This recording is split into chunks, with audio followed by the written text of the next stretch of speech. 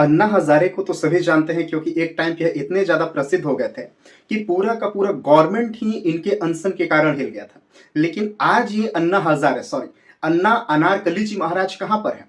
आपको shocking point यह लगेगा कि स्विस बैंक का जो रिपोर्ट आया है उसमें हमारा इंडिया काफी ज्यादा ग्रोथ किया है। भैया ग्रोथ कैसे किया है? काले धन में, ब्लैक मनी में। हमारे इंडिया का लगभग 37,600 करोड़ रुपए स्विस बैंक में ब्लैक मनी के रूप में जमा है और ये 2014 के बाद 3 गुना अधिक बढ़ा है। तो अब कहीं ना कहीं अन्ना महाराज को मतलब आना चाहिए भैया, फिर से अनशन करना चाहिए। लेकिन अब पता नहीं वे कहां सो रहे हैं। 2014 में एक हमारे बहुत ही बड़े पॉलिटिशियंस थे, उन्होंने कहा था कि भैया आप मुझे जिता दीजिए, मैं किसानों की आय दुगना कर दूंगा।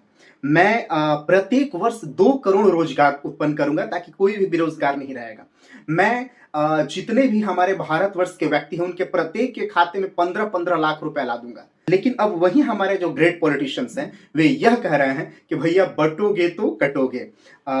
2047 तक, अब जैसे 2014 में उन्होंने भाषण दिया था कि 2000 मतलब जैसे बहुत ही 20 तक 22 तक मैं किसानों का आय दुगना कर दूंगा।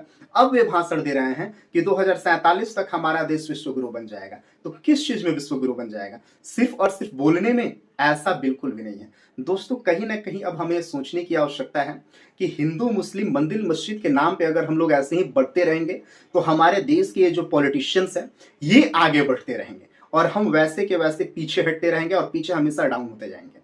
जब 2014 आया था तो आरएसएस के द्वारा, हमारे माननीय बीजेपी भारतीय जनता पार्टी के द्वारा कुछ एजेंट को छोड़ा गया था दिल्ली में ताकि वो कांग्रेस के गवर्नमेंट को पूरी तरह से निस्ने नाबूद कर सके। उस टाइम हमारे कांग्रेस के जो prime minister doctor Manmohan Singh ji थे वे बहुत ही बड़े इकोनॉमी के जानकार थे। लेकिन ऐसा हिंदूवाद, जातिवाद तथा नफरत की राजनीति फैलाया गया था कि उनको हटाकर आज उनको कोई भी उस रिस्पेक्ट के नजर से नहीं देखता है।